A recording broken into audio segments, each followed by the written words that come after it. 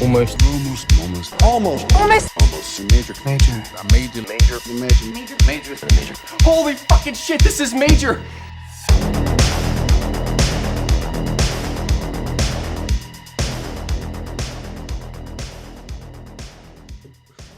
Hello and welcome to another episode of Almost Major, where we talk about the many major studios and the films they released. Today we're talking about High Tension from 2003, released in the US in 2005.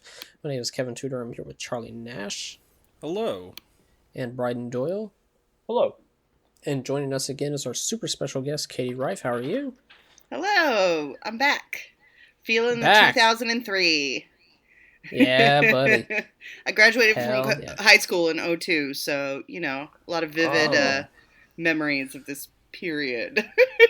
Oh, yeah, man. We're going to get into it. Like I said, released in France in 2003, premiered at Sundance in January 2004. We've done like 5 movies in a row that have premiered at Sundance, and I just think they'll take anything. Opened wide in the US on June 10th, 2005 to 1,323 theaters at number 10.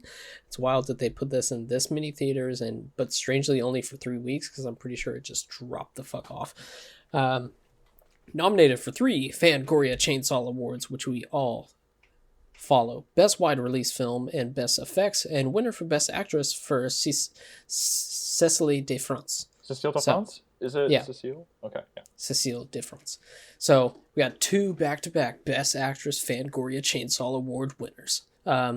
Budget was about $2.5 million. Opening weekend in the US it made $1.8 million. Domestic gross of $3.6 million and overall gross of $6.4 million. Top 5 films that weekend was Mr. and Mrs. Smith, Madagascar, Star Wars Episode 3, The Longest Yard, and of course The Adventures of Shark Boy and Lava Girl. Oh, wow. Wait, that was the top grossing one with Shark Boy and Lava Girl? No, that was number 5. Okay, I was about to say, like, what? Okay, that was number 5. Okay, yeah, Mr. and Mrs. Smith I definitely saw in theaters. Oh, yeah. I don't think... Oh, yeah, I may have saw that. I forget. But anyways, number 1 song in the US this week, We Belong Together by Mariah Carey, which, hell yeah, big fan of the remix with the Locks. Number 1 song in Canada this week, Bryden, you have some explaining to do. When You Tell Me That You Love Me by American Idol Season 4 finalists. Finalists, my bad. That was number 1 for like 5 weeks. What? Yeah, I cannot explain it. Although, I mean, yeah, American Idol, I mean, that was like a big... I was on also, Canada. For some of the later yeah, American Idol. Yeah, well, yeah, we that's should have... the weird thing. It should have been Canadian Idol. You should have rejected it on principle. Yeah. All the judges, real nice. Yeah. High Tension follows best friends Maria and Alex, who decide to spend a quiet weekend at Alex's parents' secluded farmhouse. But on the night of their arrival, the girls' idyllic getaway turns into an endless night of horror. Yeah, sure it does. Directed by Alexandre Aja.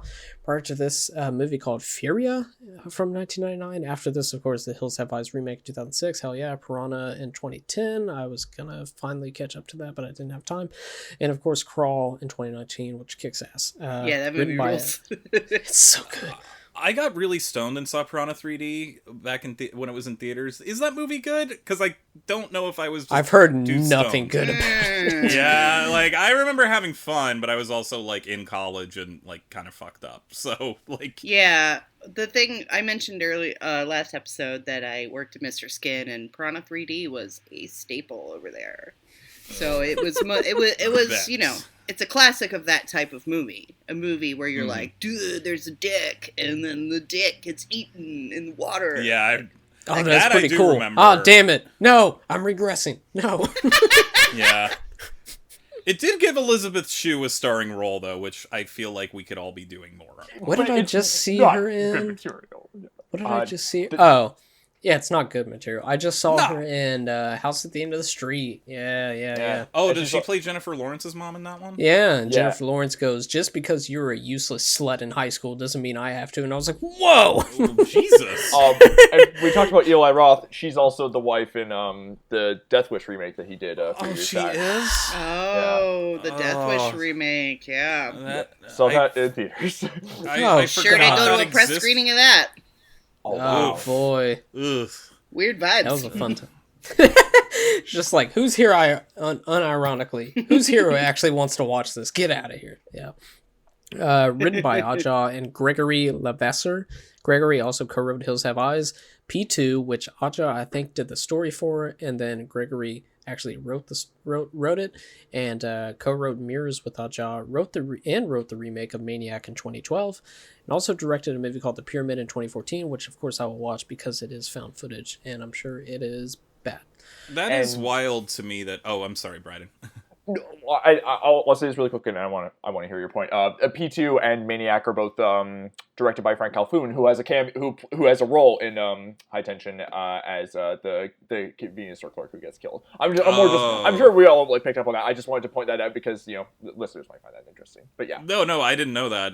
No, I was just gonna make a dumb joke, which is I can't believe it took 2 people to write the screenplay, and by the time it was done, both of them looked at each other and said, "This makes logical sense." Doesn't this remind you of Dean Koontz? No. Yeah. Send it off. We are now ready to shoot. I think we get how women talk to each other. I think us 2 men understand this. Yeah, it's all like pillow fights and almost kissing. Totally, 24/7. Yeah. I'm sorry, but that's what happens in France, so maybe we just don't know about that. Oh, we're just dumb Americans, right? We don't know. Yeah. They sing in cars and kind of almost make out and then talk about, be like, you're a slut. No, you're a slut. That's why nobody will date you. Well, they won't date you because you're not a slut. And I was just like, this is the character development? I wish y'all just said nothing. I thought in France everyone was a skunk. I am Pepe Le Pew, your lover. I was very surprised. I'm sorry. That's terrible. I'm sorry. Please cut that out. No. No. I thought everybody in France was just in a tub, just like Kenan Thompson and all that.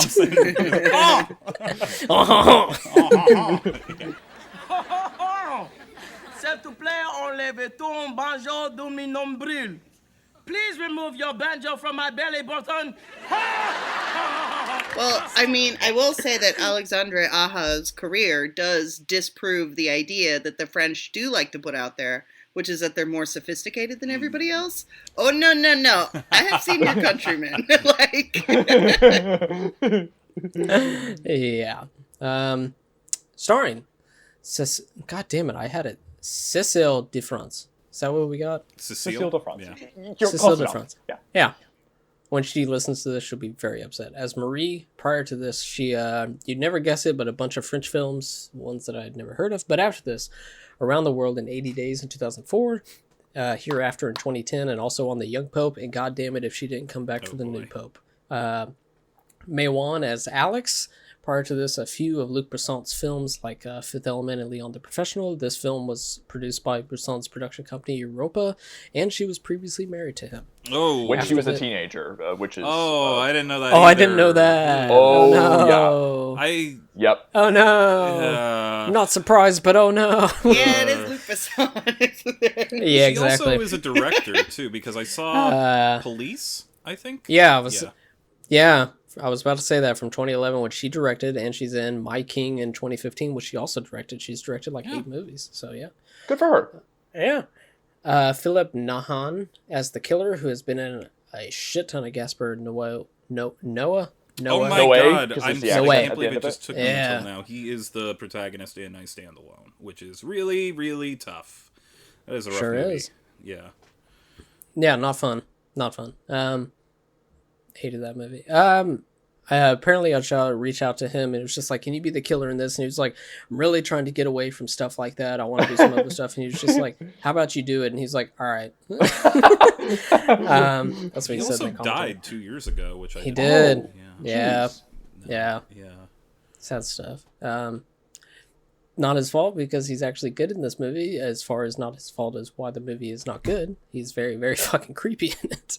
Yeah. Trivia: the camera used during the car attack scene got so much fake blood in it during shooting that when it was used on another film later on, fake blood oozed from it during the focusing of a shot. That's awesome. It would be very funny if it was like a very serious 1940s drama, and they're just like, what is all this red stuff coming from the camera? Yeah. The shot where the fake blood splatters on the camera lens during the murder of the driver was actually an accident, but the shot impressed director Aja so much that it was left in the film. The graphic shot was cut from the US theatrical release, though, but was restored in the DVD release. This one is very funny. Influenced by the Dean Koontz novel Intensity, director-writer Aja had read the novel prior to making High Tension. Yeah, I can tell. Despite the similarities, Koontz later elected not to pursue a plagiarism case because he found the film so puerile, so disgusting, so intellectually bankrupt that he didn't want the association with it would eventually come if he pursued an action against the filmmaker. Damn. Yeah, because I haven't read Intensity, but I've heard it's like beat for beat the exact same story. Oh wow. According to Aja, ending now, yes, too? yes. Wow. Okay. Yeah. Okay. According to Aja, the brutal death of Jimmy from the convenience store was modeled after the famous axe murder of The Shining. I could tell. According to the director, the screenplay version of the film had the entire movie from Marie's version of events. You didn't find out she was the killer until the very end. After she defeats the killer, rescues Alex, it would then cut back to the hospital room and you would see her in handcuffs. A policeman would roll in a TV and show her the video of her killing the gas station attendant and ask if she wanted to change her story. The real version of events was meant to be another movie entirely. However, when the writers presented the script to Luc Besson, he convinced them to change the ending to include the last real film, revealing that she is the killer instead of the last 5 minutes. Either you wanted way, to make a separate movie about like revealing what actually that would have been terrible. I would have basically just been watching 2 bad movies. Yeah. Uh-huh. Oh my gosh. The scene of Maria searching for Alex in the cornfield originally ended with Marie catching a glimpse of the killer's rusty truck in the center of the field, but the shot was cut to keep the film a bit more ambiguous. Yeah, that's what this movie missed was ambiguity. I think I would have liked it better if they had kept it for the end. Yeah, We because can get into that more later. yes, because there's a specific moment during when the twist happens that I was just like, oh no, it's stupid. It would have been a lot better if it was left Yeah, out. you could have held out just a little bit longer, thinking, no, maybe this movie's all right. Lionsgate was originally going to release the film uncut with the NC-17 rating theatrically, but theaters were not too happy with the idea, so Lionsgate cut about 2 minutes to secure the R rating. The changes are Alex's father being decapitated by the bookshelf or the bookcase, that's just cut out. The scene of the killer applying a concrete saw to the stomach of a man driving the car was edited shortly, and when Alex's mother has her throat sliced, it was edited very shortly. It's just very interesting to me that they... I mean, don't get me wrong, this is an extremely gory movie, but, like, they didn't cut a second out of... No, maybe they did. The Hills Have Eyes remake, I think, is even more disgusting than... Oh, they cut shit out of that. In multiple ways. Oh, yeah, they cut shit out of that. Yeah, okay, because I saw that in theaters, and I was just like, you know... I didn't see the uncut version, I've only seen the theatrical cut of that movie, but that movie is, like... Even more. I think with The Hills Have Eyes, it was a lot of, like, they cut, like, 10 seconds here and 10 seconds here, and then they resubmitted it, and somehow it got an R, that kind of thing. It wasn't as egregious as this. But, yeah, there was just, like, a little cut here and a little cut there, and they were just like, okay, it's R-rated now. Even though, yeah, even at R, that movie is rough. Yeah. Kicks ass, but it's rough. And then the scene where Marie strikes the killer in the face with the barbed wire post is shortened and less explicit. Maria hits the killer fewer times, and there are fewer details of the killer's wound shown. So, pretty much cuts out all the... It reminds me of how they edited the ending of The Descent when they brought it to the US a little bit. Oh, God. I snuck into that movie, too, and I was just like, okay, that movie was the best up until that last shot. That makes no sense. And then I remember going home and doing homework and being like, oh, okay, why? Why did they just not... It's, like, literally 90 seconds more or whatever. And it's great. Like, we can't bring this British movie over here and not give people hope. We gotta cut out, gotta end with a jump scare. That's what The Descent is all about, hope. Yeah, really it is. She escaped, but at what cost? Dun, dun, dun. I was just watching The Descent being like, I think they'll get out of this okay. You know what? Juno's actually a great gal. It's just like, everybody here is doing their best. But anyways, done with trivia. Initial thoughts. I will go first. This is strangely a very formative horror movie for me, but I'll get into that in a bit. Here's some nice things that I'll say about it. I love the score. when it does come in, I'm not talking about the fucking Muse needle drop, but the actual score, and just at the start where it has the little tinges of intense noise and whatnot. The needle drop that they sing at the start, that kicks ass. Is it just a big fan of that song. Once you know the idiotic twist of the movie, it's even worse when you rewatch it for me to find that the first line of dialogue that is said is Marie telling you that she had a dream where she was chasing herself. That's the first line of dialogue. I do like the barbed wire post as a weapon, and the shot of Marie making it and hitting him. That's pretty damn cool. I mean, it's the cover of the poster and all of the DVD and whatnot, of course. My main problem comes down to the fact that once you know the twist, at least for me, the entire movie just feels pointless. The twist doesn't change anything in the movie besides making it feel so pointless. The twist doesn't make you feel like, oh, she's fighting off the side of her that wants to cause violence, and now it's not like a Fight Club type of thing. And in the end, she's a new person. No, it's just pointless. Like, even taking the twist away, it's a very hollow film. Like, there's 3 scenes pretty much. There's the home invasion, which isn't bad. It's pretty good. The gas station bathroom scene, which in the commentary, Aja says that he wanted to do a homage to the bathroom scene in Maniac, which kicks ass, but it shows. And also just watch Maniac. And finally, the scene in the woods / the twist. So pretty much just like 3 scenes, although the circular saw death, you're doing great. Yeah, that's pretty cool. So really, without the twist, I'm only in the tank for like the first 25-30 minutes of the movie, but with the twist, it just takes all the enjoyment out. It's just so deeply dumb. It's so dumb. Once the twist happens and Alex stabs Marie and runs away, and then you see the killer take it out, because it's going back and forth. That's when I'm just like, oh no, this movie's dumb. Somebody save it. Listen to the commentary tracks, which were both deeply boring. I was hearing Aja say stuff like the twist isn't even that important to the movie, and I was just like, it is the only thing in the movie, so I don't know what you're talking about. And he was also saying through broken English, he was like, it's not really a lesbian movie. We don't know if Marie is in love with Alex. Maybe she just wants to be her friend. And I was like, come on, dude. He then, there's even the exchange at the end where her as the killer or whatever has the circular saw walking up to Alex and being like, don't you love me? Don't you love me? And then forcefully kissing her, but apparently maybe she just wants to be friends with her. They're just roommates. Yeah. Well, in Europe, you greet people with kisses. That's just how you greet people. And a circular saw, yeah. So yeah, not a fan of this anymore. Like I said, very, very, very formative horror movie for me growing up. I remember seeing the awesome trailer set to Superstar by Sonic Youth on Apple trailers when that was big, and I was so fucking hyped. It was probably 05. So I was 13, and I was just starting to not be scared by horror movies, and I was just like, give me the worst one you got. I remember seeing that trailer for, did anyone remember the movie Boogeyman? That's terrible. Oh, did I see that movie? Yes. Oh, I saw it in theaters. It's awful. Yeah. Oh, I downloaded it on LimeWire. Yeah. Then somebody, because I remember getting hyped for that, and then somebody was just like, it's out in France. You can just download it, and I was just like, what? I don't have to wait? Because my brother wasn't going to take me to it anyway. He didn't take me to Swim Fan. And then after watching it and loving it, I was all in the tank for new French Extremity, which, this sort of kicked it off with Martyrs and Frontiers and Them and Inside. And of course, there were precursors like Catherine Burlock and stuff like that, but this is the big one, and then it's the French version of torture porn pretty much, and which we will talk about when we talk about Saw in a future episode. But the funny thing is that I loved Martyrs when it came out, and Inside and High Tension, and because they were fucking metal as hell, but they also suffer with age for me because they were literally just extreme, and that's it. There's barely a story.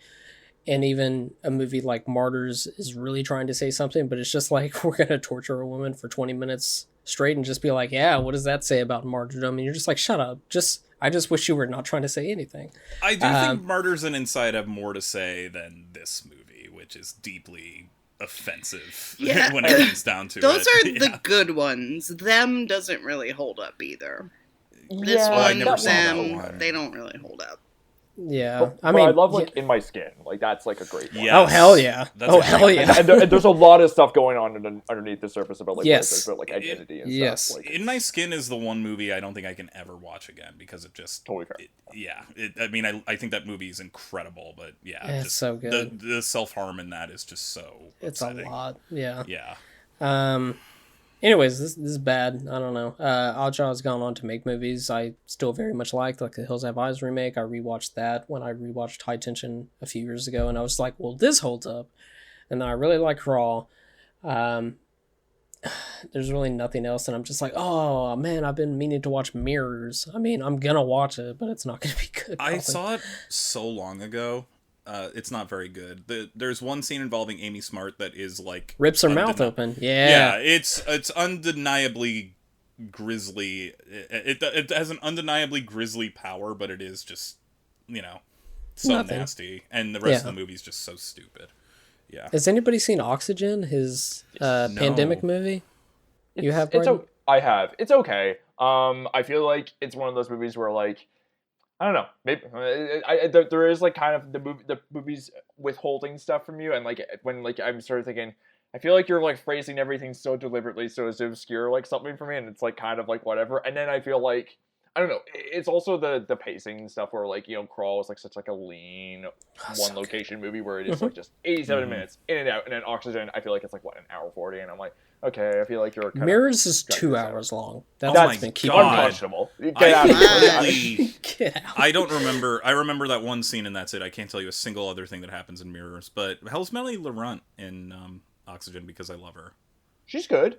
Yeah. And like she's like the whole show. Oh, and also Mathieu Amalric is like the voice of the AI that's like talking to her. And, he's very funny too because like he will just be like very dry as like he's like just sort of like as she is like understandably like and you're identifying with her like freaking out and everything, and he's just like responding no je ne comprends pas, like I do not understand, like I don't know if that's like a line that he has, but like he's like I do not understand. Yeah. Katie, initial thoughts with High Tension. I had not seen this one since like 2005, 2006. I always lumped it in with, the new French Extremity, which is I mean, I'm glad that these movies are coming back or back out there. A lot of them are on Shudder now, and so you can kind of go back and look at them because the reputation of like new French Extremity was like that is the craziest shit, this side of like Old Boy. But going back and looking at this, I was like, oh, this movie's dumb as hell. Like, this movie is stupid. Like, wow. And then, going back and looking at it again, I was like, oh, well, yeah, of course it's dumb as hell. It's Alexandre Aja. It's the Piranha 3 Double D guy. Like, of course it's dumb as hell. Wait, did he do Double D too? I didn't know that. And also, it was 3DD. Okay, can we show some respect? No, he did not do the sequel. I have no idea who did. Okay, but he did Piranha 3D. But still, he did do the first one. Yeah, yeah. Yes. Okay. Yes. Okay. But it's that guy, and so like knowing what he went on to do when his name first came up, that tempered my expectations immediately. I was like, oh, okay. I remember this as being one of those really extreme French movies. But then when I saw his name, I was like, oh, okay, no, this is just gonna be stupid. And it was indeed very stupid. Yeah. I had seen this movie before, but not for like 15 years maybe. And so the fact that I had seen it before does influence this. I saw both twists from fucking space. Like, you can. It's the first line of the movie. You can see them from space. Yeah. Like you. And the other thing about it that really stuck out for me, and I thought was very stupid this time, was that, I made a joke before about how Alexandre Aja's existence disproves the idea that French people are like inherently sophisticated, like as a culture. Because no, he's dumb. He just stumbles into good movies sometimes. Does he own up to the Texas Chainsaw Massacre ripoffs in this? He did not. He owned up to Maniac and I just remember him talking about Maniac with the bathroom. So he doesn't own up to. He doesn't own up to the girl running out of the woods being chased by a saw and then jumping into the back of a car and laughing hysterically? No. He doesn't own up to that? Yeah. No. Well, he should, because it's pretty obvious. Like, Right, and one of the trivia facts, really quick, and then you get back, but it's just that Aja and Gregory like made this because of all the 70s and 80s horror movies they grew up in. It's just like, yeah, it shows. Yeah, it does. And it's very much, like this movie is even more like we were talking about May in the last episode, and May is of its time, but it has like some critical aspects of it, whereas this is just like splashing around in the dumbest kiddie pool of the like Grindhouse revival of the 2000s. Just the dumbest, like a pool full of like warm beer pee is what this movie is splashing around in. It is like so stupid.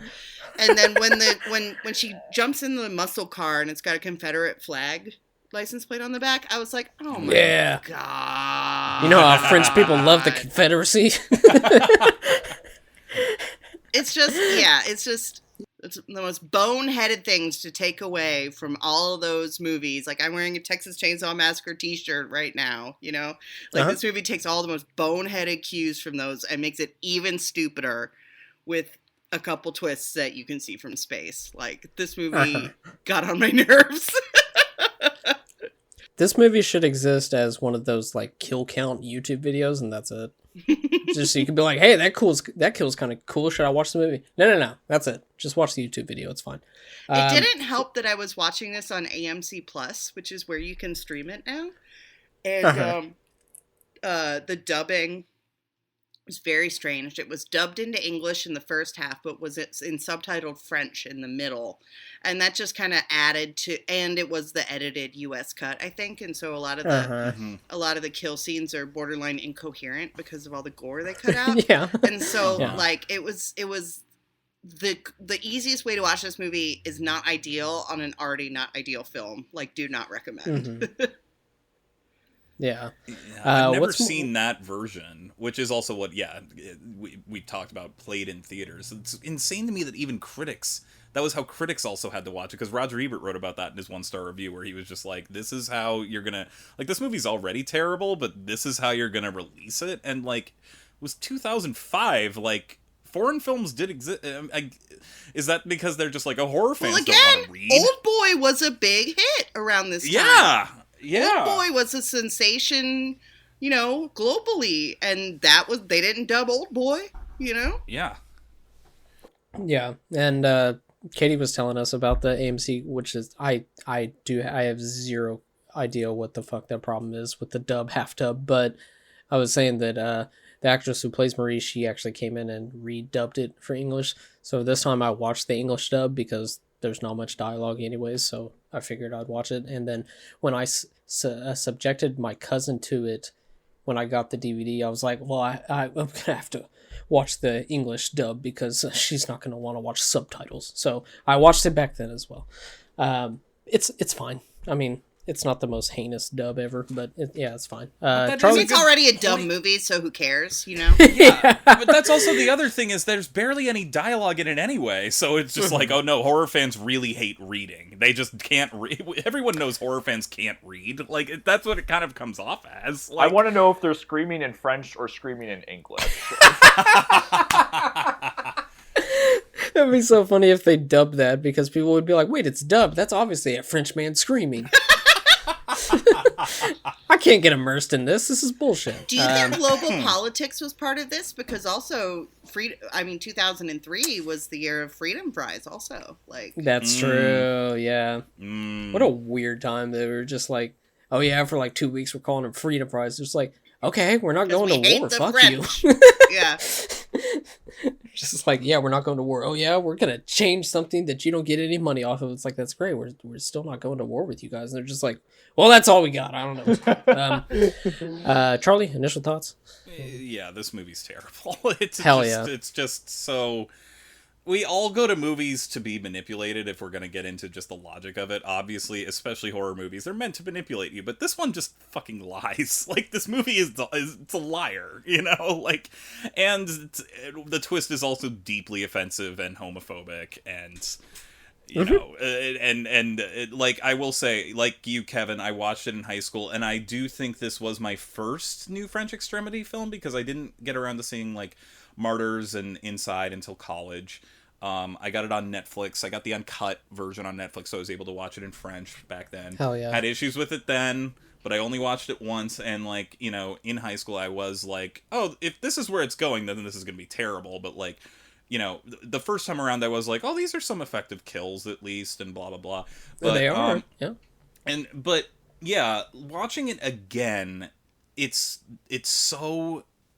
just makes everything so much worse, because everything becomes much more apparent of just how much this movie cheats, and it didn't matter to me anymore. Like, I mean, not to give too much away, but it was fun taking notes this time, knowing the twist, where I would make a note that's like, this movie's so stupid, I can't believe there isn't a scene of when she hides, that she's, I would be like, this movie's so stupid, I can't believe there's not a scene where she hides in a closet, and then I'd later put down, oh my god, she does hide in a closet! Like, and I will say, as someone who watched this in the closet in high school, not great. This movie made me feel pretty terrible, because I had unrequited crushes on straight friends. Charlie, and I thought you just meant like as a horror trope, like, oh, hide in the closet. That would be. No. You meant hide. No, that makes me hate this movie even more. No, I literally, because she hides under the bed at first, I'm like, it's amazing she's not in a closet. Oh my god, she is in a closet. Like, that's where she's been.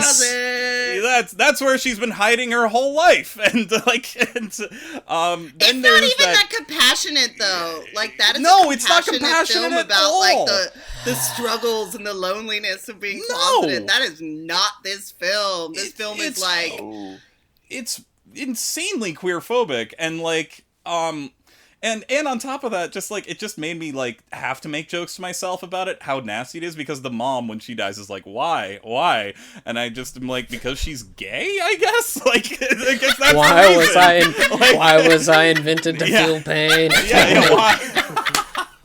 But yeah, I was talking to a coworker of mine yesterday too, who's also a queer woman, and I was mentioning how I had to watch this again for the pod, and she was like, "Oh yeah, I remember that movie.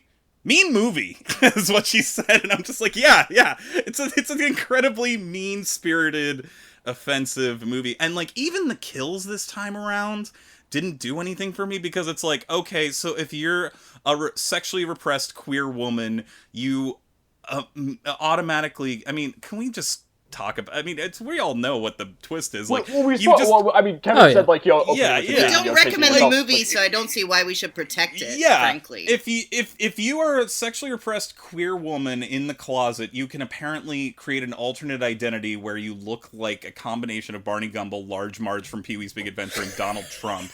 And have superhuman strength where you can push a bookshelf into someone's head and it will just fly off. Like what the fuck? Like, Aja said in the commentary, he was like, I asked my medical friend about that, like how much blood would come out if you did that, and he said like 3 meters, and I was like, that's unrealistic. I have to cut that back. I was like, oh, come on. And like, and it's not even like I go into stuff like this for realism, but it does have this grisly quality to it that's trying to, like, it's stylized, of course it is, but it is just kind of this thing where you're like, this doesn't even really, like, you know, like you watch a Giallo film, you don't give a shit about logic and stuff like that, but this is trying to be a little more grounded in reality, I think. Yeah. I don't know. Yeah. Like, and it's just...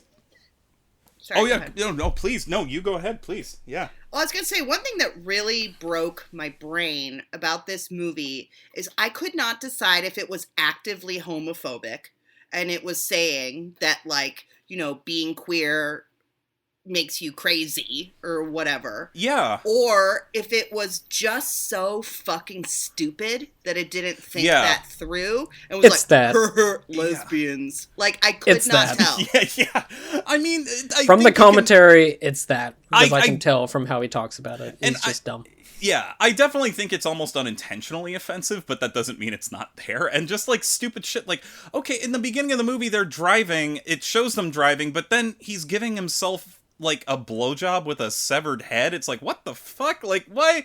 Like, what the fuck why do we see that? Is that, like, that's her sick fantasy? I'm like thinking, is it she's killing other people too? Like, as this alter ego? Like, it just, like, raises questions that the movie doesn't answer. And it's just, like, in the severed head, like, people used to say, oh, it looks like Alex, and it was just like, no, she just has a type, and I was just like, this movie's dumb either way. Yeah, and it doesn't, and ultimately watching it a second time, it doesn't even have any interest in doing anything except gross kills, which I'm fine with watching movies about gross kills, but like even it just made it dumber for me where like Alex at one point says like, it's so nice to finally meet your family. I'm like, you said hello to her dad and mom didn't even come out of her room. Like mom I can't believe I met them at 10 p.m. Yeah, mom doesn't come out of her room. We don't see mom until dad's already lost his head. So like just in terms of that, it just made what this film is prioritizing just so much nastier, and not in a way like the nastiness itself doesn't offend me. It's what the movie's unintentionally saying is just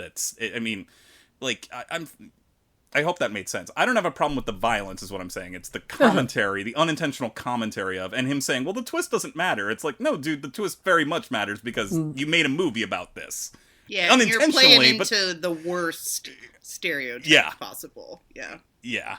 But that's like saying, yeah, it's there, but I didn't mean to do it. It's like, buddy, it's there. What are you talking about? But you did Again, the only out is you're too fucking stupid to realize it. That is the only out here. Yeah. It's that. It's that. It has to be. Yeah.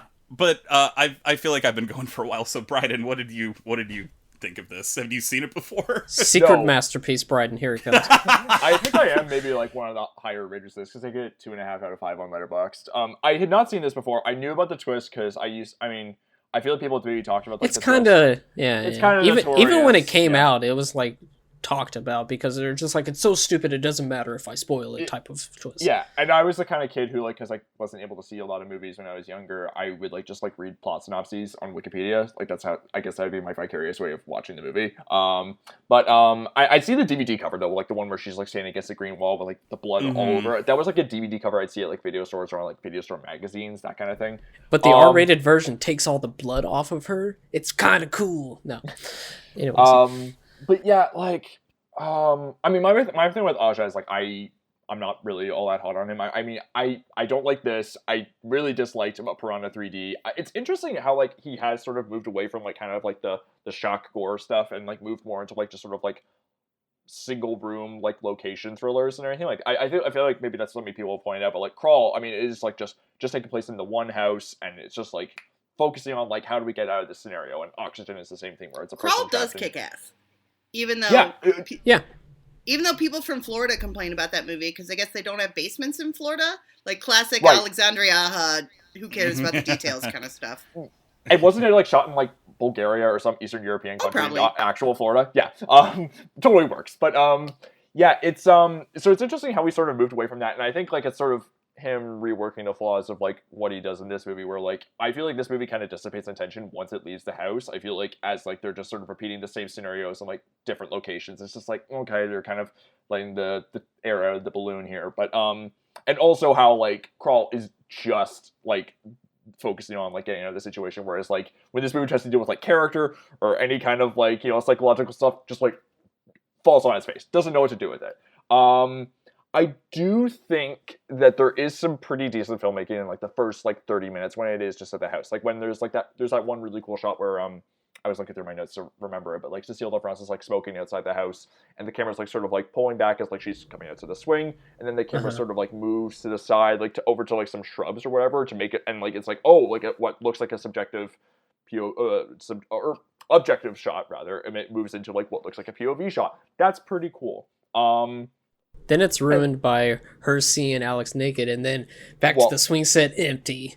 Yeah. So that's when the movie, and knowing the twist, like, you know, because I write about it or whatever, that like, you know, definitely colors how I view the movie and engage with it in the actual moment that I'm watching it. But yeah, I mean, like, whether it's like stupid, well, I mean, I do think it is like pretty hard for me. I feel like it's pretty the parallel between her masturbating to Alex after having seen her naked, and then also the murders like starting to happen. I feel like it's just kind of hard to miss. Like you thought that was obvious? Yeah, no, and hard to miss. I feel like that's the wrong phrasing I'm using here, but like I feel like for me, I see that unambiguously to me as like showing like murderous desire being linked with lesbian desire. I feel like that's what the movie's doing. And, you know, whether it's intentional or not and everything, it's like it's there in the movie, and it's not consulting with people who are there. I don't know, her coming and then the killer showing up. I don't know, man. I don't know. It's kind of smart. No. Anyways. And then so like I feel like that's like really reprehensible, and then in its own way. And then just tension wise, I feel like the movie just like loses steam as like they sort of like open up the environment. And I also feel like Aja, while he is like, I guess you could commend him for like being willing to go that far with like some of the kills or anything, and like they are like, you know, gruesomely effective. You know, just like as sort of like you don't expect you know, body parts that come off like that. I do feel like sometimes, you know, I feel like sometimes it's more the more effective choice is to like not show things, and he does at one point show a bit of restraint at first, where like it's you just see like a flash of like gunfire when the kid brother gets Well, to the yeah, cornfield. that's a like, line. Yeah, and no, and I'm fine with that happening in the movie. Yeah. Like, but like it's like, oh, that's all we need to see to get like the shock of that happening. Like that's good. But then like as they're like leaving the farm, like it's like they crane back over. I'm like, okay, I got that. That's what happened. You don't need to rub my face in it. That was enough. Like that you just went there. And then and also with like the tension dissipating, I don't remember the score actually particularly well because I watched this movie like 2 weeks ago, but like the Muse Nino drop I think like really it's fucking awful. It's not even like the song is bad. I'm like whatever on it. I like it's so bad they dropped that needle twice. It's just like it completely like just like messes up the tone and everything of like this really high tension situation. Oh god damn it. But like the song is like kind of like peppy and everything. It seems like something you like listen to just while you're like idly driving around, not like chasing down a vehicle that has your friend, and then like while you're playing Guitar Hero.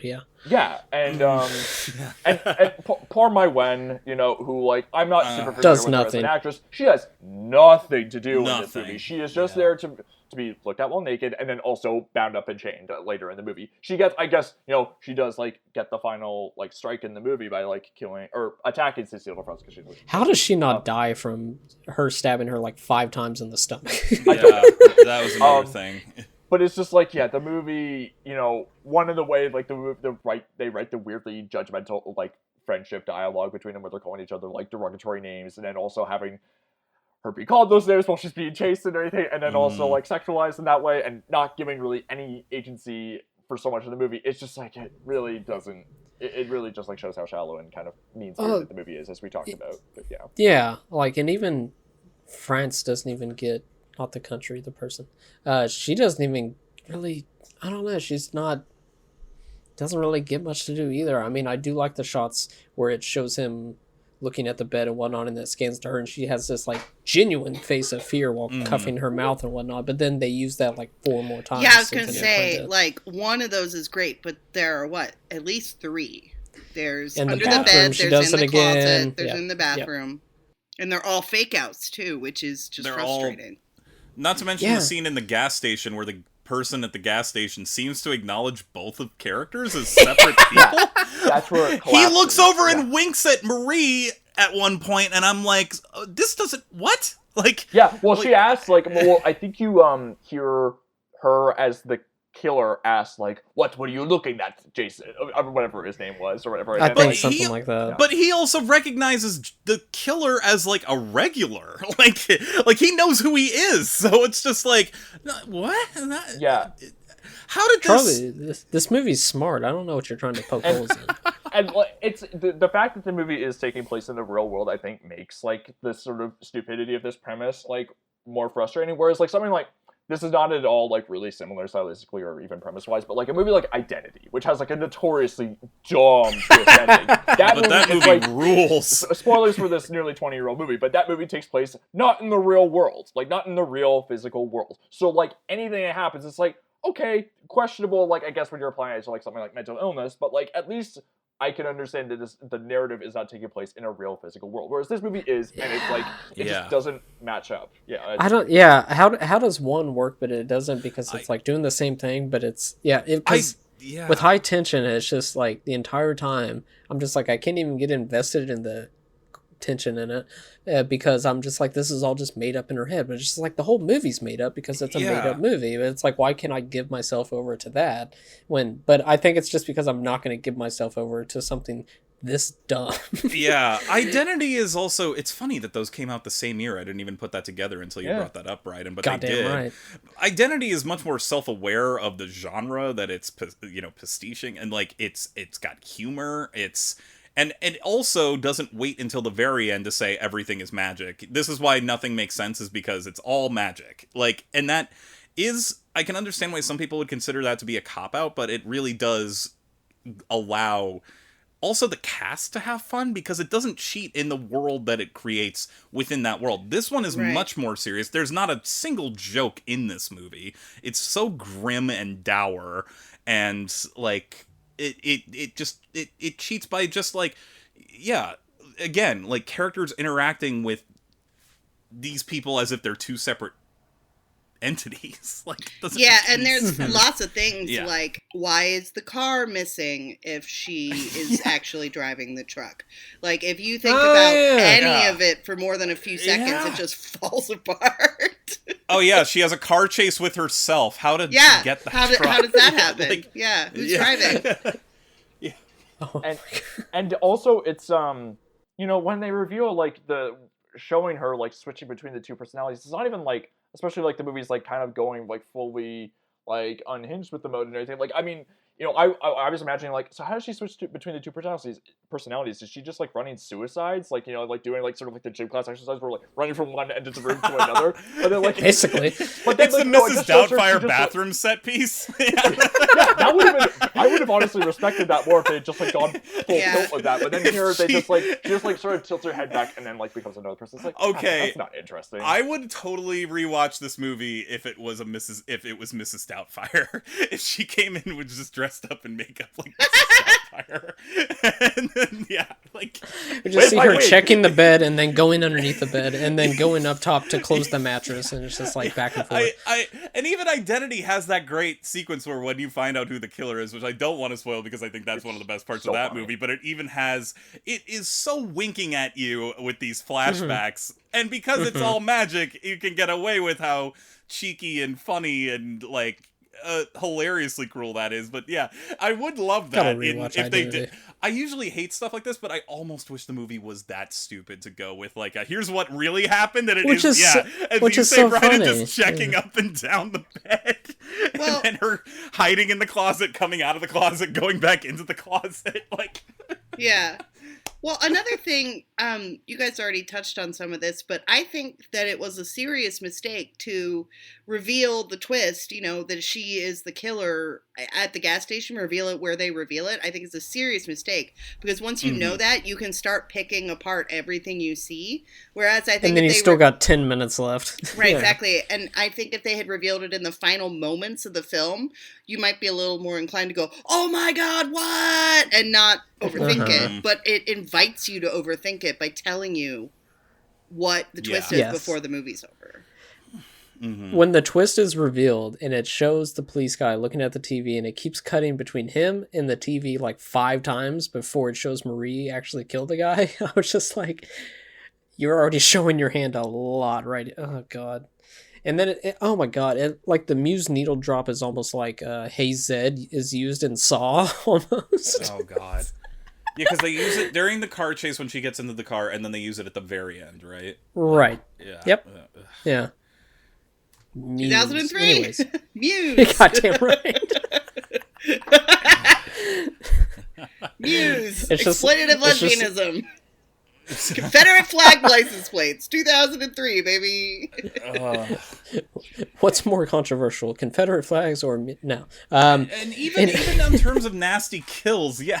Like I think that Kevin, like you said, it being formative. Like I do remember this being like shocking violence when I watched it back in the early 2000s. I don't know about you, Katie, like if you felt similarly, but after having watched so many of these movies now going back to it, it's especially it could have totally been rated R. Now. It could have totally been rated R, and the kills there are aren't even Saw like, movies more graphic than this. Yeah, but and like the kills that I thought were like, oh, that's so intense, like especially after watching many other French Extremity movies, like it does nothing. There's not even a power to them really anymore. At least with when I watched it a second time for this pod, like just felt completely empty. Knowing the twist on top of it. No, I fully agree. I think that like Inside still retains a lot of power, so does Martyrs. But like I said up top, I think those are the only true like good films to really come out of that movement, and then you just get kind of a bunch of like dumb garbage like this. I would rather watch those again than rewatch this. That's for sure. I actually also love, and it's funny I mentioned it on our May episode, but Trouble Every Day I also think is a great one, and I don't know. That's Claire Denis. You don't disrespect Claire Denis by lumping. No. With I love other Claire people. Denis is one of my favorite filmmakers, but I think that film does get kind of lumped into that category, and there is some extreme graphic violence in there, and I love that movie. But every time I watch it, it never gets any easier to watch. Which I think is but a it's kind of testament beautiful. Also, that's why. Yes. That's what makes it Yes. good. Yeah. Yes, exactly. Yeah. No, Trouble Every Day is on a whole other level. Don't want to lump it into high tension stuff. I consider it like that's a Claire Denis movie. That's its own thing. Yeah. Let's get into this fantastic plot. Let me try to sum up all of it. Oh, no, let's just go through it. It's fine. Mary and Alex are best friends on their way to stay at Alex's parents' house for the weekend. Best friends. But maybe they say she that? just Do wants they to say be. you are my best friend at the beginning of the movie? No, I think she just calls her a whore, and that's it. How Because they just keep going back and forth, and they're just like, and then, anyways, sorry. When they arrive, Alex gives Marie a tour of her house before they settle down for dinner. After dinner, Marie and Alex get ready to go to bed. As Alex sleeps, Marie lies on her bed listening to music and masturbating, which the song she's listening to is just like talking about how women are terrible. It was like, God. that's a choice. Jesus. Yeah, it's a reggae song that, Marie hears the doorbell ring, and Alex's father, Daniel, wakes to answer it. The man at the door is a serial killer who slashes Daniel's face with a straight razor. I remember, like, when I rewatched it this time, I was just like, does he say something that's just like, oh, what's wrong? Why are you outside? Or something that would be telling, but he's just like, yes, how can I help you? And it's just like, fuck off. You can look out the window. Something. Yeah, you can look out the window and see there's a sketcy van outside, and it's like past the appropriate time to be answering the door. Like, but maybe the van's not actually there. I don't know. I mean, that's the other thing though, is that it is? Question mark? Is it? I don't know. No. The movie doesn't even let us know if the van is real. Anyway, Jesus. I don't know. His head is pressed in between two spindles of the staircase, and the killer shoves a bookcase towards his head, decapitating him. It looks so cartoony. It looks pretty bad. But it's funny how the movie just like shows it in like multiple cuts from multiple different angles. It's like, oh, it's gonna happen. It happened. Not on AMC Plus, my friend. No. You get. There's episodes of The Walking Dead more graphic than this. Oh, he's also 100%. pushing it. Not like realism is important to this, but like, he's pushing it so slowly that would just be very funny if there were a few takes of like, ow. Yeah, this reminds And me he a just lot brings of. it back. Yeah. Ow. This film in this situation reminds me a lot of My Bloody Valentine, the one from 1981 Hell yeah. that was released Hell just yes. cut to absolute ribbons. And then when you see it restored, you're like, oh, this is kind of goofy. But, okay, I understand why, impaling someone on a shower head in 1981 was, like, depraved and horrible and shocking. But, looking back on stuff like that, we're so desensitized that you're like, oh, that's kind of funny. Like 2 years later, What with was so like the bad about third. that? Yeah, like 2 years later after My Bloody Valentine, there was a more graphic Jason movie at that time. So it's just it's weird. My Bloody Valentine kicks ass. Check it out. The noise awakens Alex's mother, who finds Daniel dead and is approached by the killer. Marie, hearing the mother scream, quickly arranges the guest room to make it appear as that no one is staying there and hides under the bed. I do think her doing all that I always thought that was like pretty clever, like wiping the faucet. I was like, I would never even think of that, but yeah. But the killer inspects Marie's room but does not find her. Marie creeps downstairs and finds Alex chained in her bedroom, promising to find help. She sneaks into the parents' room to find a phone. After hearing loud thuds, she hides in the closet. I wish Charlie never fucking told me that. I wasn't even thinking about that. I hate this movie so much more after that. My goodness. And through the slats of the door, witnesses the killing of Alex's mother as her throat is brutally slashed with a razor. Alex's younger brother Tom runs from the house to the cornfield pursued by the killer. Marie returns to Alex where she witnesses Tom's murder from a window. Marie promises to free Alex, but the killer is heard returning. Marie sneaks into the kitchen and takes a butcher knife. Alex is dragged into the killer's truck. Maria sneaks into the truck with the butcher knife and hides there with Alex. He locks them in and drives off. From Alex's perspective, I would be really freaked out by the person who kidnapped me. It's just like holding a butcher knife, and then it's just like, then shuts the door with the other hand. God, this is dumb. When the killer stops at a gas station, I do like whenever she hears that the clinking of the gas has stopped. That's when she knows she has to run. That's pretty clever. Yeah.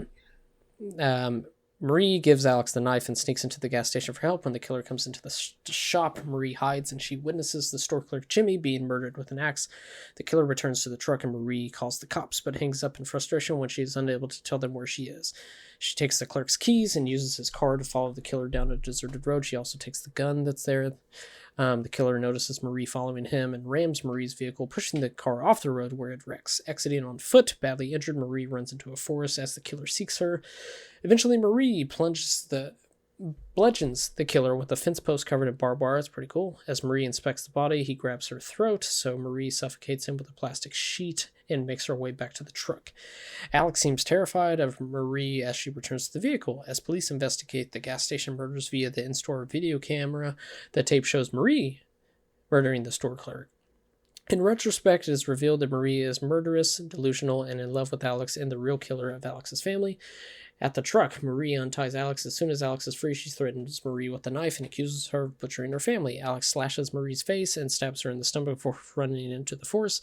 Marie chases Alex with a concrete saw. Alex finds a road and flags down a car. As Alex is climbing into the car, Marie appears, vanishing the concrete saw and disembowels the driver. Kind of cool. A stray piece of glass slices Alex's Achilles tendon. Not fun. Alex takes a crowbar from the car's toolbox and crawls along the road. Marie forcefully asks Alex to tell her that she loves her, and she kisses her. When engaged in the kiss, Alex plunges the crowbar into Marie's upper chest as Marie proclaims that she will never let anyone come between us. Which is what she's saying at the start of the movie, right? That's like Yeah. Love motifs. Sometime later, Marie is in a psychiatric hospital room with Alex watching her through a one-way mirror. Marie grins and reaches for Alex, evidently aware that she is behind it. Yeah, that's all I got. That's the end. I'm sorry. Yeah, we covered a lot of it. I will give this movie credit for one thing, which is that there is some like decent horror craft happening in it. You know, there are some tense sequences. There's some good kills. You know, so. I mean, it makes sense that this director went on to have a career because it does show a solid grasp of fundamentals in that way.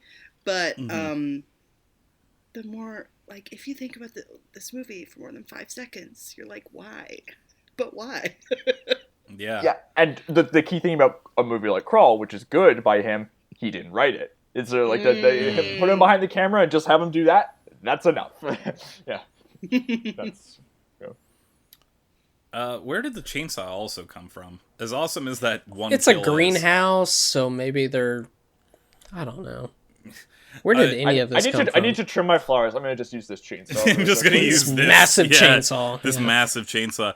Also, I forgot, I'm looking at my notes right now, and the killer taunts Marie for having no bullets in the chamber of her gun because she herself took them.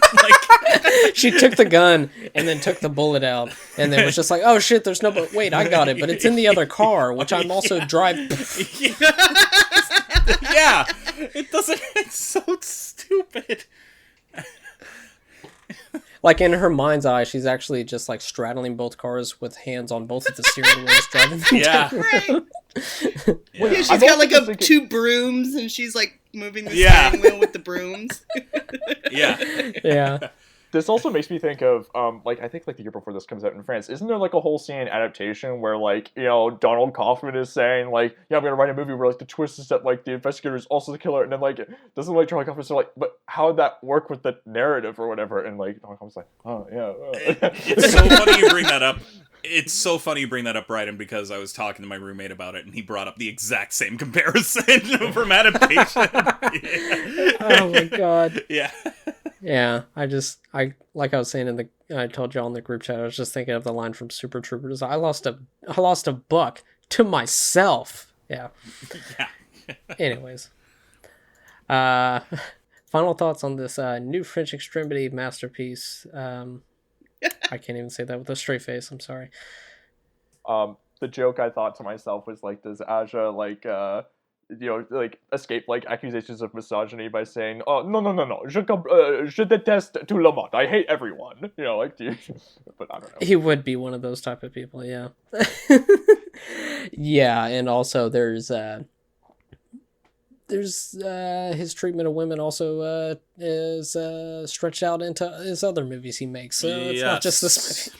Besides Crawl, by Crawl, he was just like, maybe women are people. So it only took him 20 years. Jesus. Okay, that's a good way to end it. Yeah. Okay. I think you should include that. Is that part. really what That's we're a good way ending to on? end it.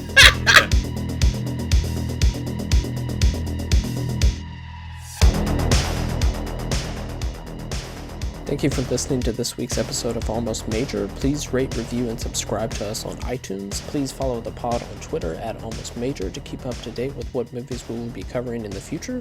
Myself, I can be found on Twitter and Letterboxd at Kev Bonesy. Bryden can be found on Twitter at Bryden Doyle and on Letterboxd at J Doyle. Charlie can be found on Twitter and Letterboxd at CT Nash91. Once again, thank you for listening.